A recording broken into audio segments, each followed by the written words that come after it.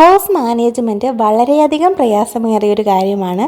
അത് നമുക്ക് ഇഷ്ടത്തോടെ സമയക്രമം അനുസരിച്ച് ചെയ്യുവാണെങ്കിൽ വളരെയധികം സിമ്പിളുമാണ്. ഒരു വീട്ടിലെ കാര്യം എടുത്തു കഴിഞ്ഞാൽ കുക്കിംഗ് കാണും, വാഷിംഗ് കാണും, ക്ലീനിങ് കാണും, ഒരുപാട് കാര്യങ്ങൾ ഉൾപ്പെട്ടതാണ് ഈ ഹൗസ് മാനേജ്മെൻറ്റ്. അപ്പോൾ ഒറ്റയ്ക്കൊരാൾ ഈ കാര്യങ്ങളൊക്കെ ചെയ്യേണ്ടി വരുന്ന സാഹചര്യത്തിൽ ഞാൻ എങ്ങനെയാണ് ഇതെല്ലാം മാനേജ് ചെയ്യുന്നതെന്നാണ് ഞാൻ നിങ്ങളെ ഈ വീഡിയോയിലൂടെ കാണിക്കാൻ ഉദ്ദേശിക്കുന്നത്. എന്നും വീടെല്ലാം അടിച്ചു വാരുമെങ്കിലും ഫാനിലും നമ്മുടെ സെറ്റിയുടെ അടിയിലും കട്ടിലിൻ്റെ അടിയിലും ഒക്കെ പൊടിയാവാറുണ്ട്. അതെല്ലാം നമ്മൾ ഡെയിലി അടിച്ചു വാരും. എന്നാൽ ആഴ്ചയിൽ ഒരിക്കൽ മാത്രമാണ് നമ്മൾ വീട് തുടയ്ക്കുന്നത്.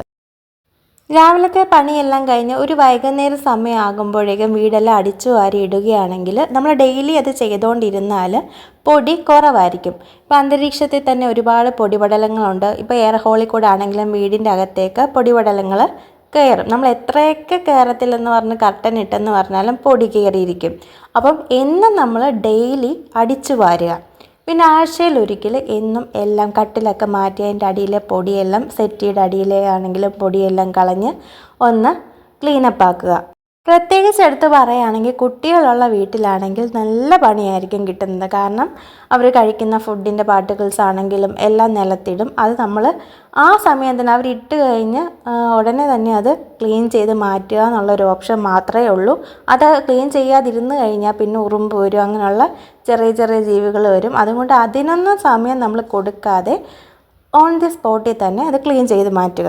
വീടിൻ്റെ വലിപ്പത്തിലല്ല കാര്യം. ഇപ്പോൾ ചെറിയ വീടായിക്കോട്ടെ വലിയ വീടായിക്കോട്ടെ അത് ഏറ്റവും വൃത്തിയാക്കി വെക്കുക എന്നുള്ളതാണ് കാര്യം. പഠിക്കുന്ന സമയത്തൊക്കെ വീട്ടിലെ ജോലികളെല്ലാം അമ്മയാണ് ചെയ്തുകൊണ്ടിരിക്കുന്നത്. അപ്പം നമുക്ക് വീട്ടിലെ കാര്യങ്ങളിലൊന്നും ഏർപ്പെടേണ്ട ഒരു അവസ്ഥയും വന്നിട്ടില്ല. എന്നെ സംബന്ധിച്ച് പറയുകയാണെങ്കിൽ അമ്മയായിരുന്നു വീട്ടിലെ കാര്യങ്ങളൊക്കെ ചെയ്യുന്നത്. എനിക്കൊന്നും അറിയത്തില്ലായിരുന്നു. പിന്നെ കല്യാണമൊക്കെ കഴിഞ്ഞതിന് ശേഷം നമ്മൾ ഒറ്റയ്ക്ക് ജീവിക്കുന്ന ഒരു സാഹചര്യത്തിൽ എങ്ങനെ എല്ലാ കാര്യങ്ങളും മാനേജ് ചെയ്യാമെന്നുള്ളത് ഞാൻ സ്വയം പഠിച്ചെടുത്തു. ഇപ്പോൾ ഒറ്റയ്ക്ക് എല്ലാ കാര്യങ്ങളും ചെയ്യേണ്ടി വരുന്ന ഒരവസ്ഥ നിങ്ങൾക്കുണ്ടാവുകയാണെങ്കിൽ നിങ്ങൾ അതിനെ എങ്ങനെ മാനേജ് ചെയ്യണമെന്നാണ് ഞാൻ പറയുന്നത്.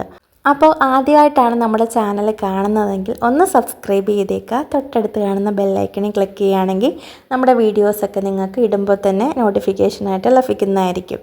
പിന്നെ ഇപ്പോൾ പുതിയതായിട്ട് കല്യാണം കഴിഞ്ഞ ആൾക്കാരെ സംബന്ധിച്ചിടത്തോളം എല്ലാവർക്കും ഒന്നും ഇപ്പോൾ കുക്കിംഗ് അറിയണമെന്നില്ല, ക്ലീനിങ് എല്ലാം ഒന്നും ചെയ്തിട്ട് ഉണ്ടായിരിക്കത്തില്ല. അപ്പോൾ ഒറ്റയ്ക്ക് ഇത് ചെയ്യേണ്ട ഒരു സാഹചര്യത്തിൽ നിങ്ങളെ ആരും മാറ്റി നിർത്തരുത്. അല്ലെങ്കിൽ എനിക്കതറിയില്ല, എനിക്കത് ചെയ്യാനറിയില്ല, അതിനകത്തിൽ ഇപ്പോൾ ഒരു ഫുഡ് ഉണ്ടാക്കിക്കോട്ടെ, അത് അതിനകത്ത് എന്തൊക്കെ മസാലകൾ ആഡ് ചെയ്യണമെന്ന് നമുക്കറിയത്തില്ല, അങ്ങനെ നമ്മളെ ആരും കളിയാക്കാൻ പാടില്ല. നമ്മൾ സ്വയം ഒരു ഇനിഷ്യേറ്റീവ് എടുത്ത് ഇതെല്ലാം പഠിക്കാനൊക്കെ കൊണ്ടുള്ളൊരു മനസ്സ് കാട്ടണം. എന്നെ സംബന്ധിച്ച് അമ്മ ഉണ്ടാക്കുന്നത് ഞാൻ കണ്ടിട്ടേ ഉള്ളൂ. ഞാൻ അതിനകത്ത് എന്തൊക്കെ ഇടണമെന്ന് പോലും അറിയത്തില്ലായിരുന്നു. പിന്നെ ഓരോന്നും യൂട്യൂബിൽ നോക്കിയാണെങ്കിലും കണ്ട് പഠിച്ച് ഇപ്പം ഞാൻ എല്ലാ ഫുഡും ഉണ്ടാക്കും. ഇപ്പോൾ ചിക്കൻ കറി ആയിക്കോട്ടെ, ബിരിയാണി ആയിക്കോട്ടെ, എന്തെന്നോട് പറഞ്ഞാലും സ്പോട്ടിൽ ഉണ്ടാക്കാനുള്ളൊരു കോൺഫിഡൻസ് ഉണ്ട്. അപ്പോൾ ഒരുപാട് ഞാൻ വലിച്ചു നീട്ടുന്നില്ല വീഡിയോ. അപ്പോൾ അടുത്തൊരു വീഡിയോയിൽ ഞാൻ കൂടുതൽ കാര്യങ്ങൾ നിങ്ങൾക്ക് പറഞ്ഞുതരാം. ഇനി ഒരിക്കലും നിങ്ങൾക്ക് ഫുഡ് ഉണ്ടാക്കാൻ അറിയില്ല, ക്ലീനിങ് അറിയില്ല എന്ന് പറഞ്ഞ് മാറ്റി നിർത്തരുത്. Thanks for watching.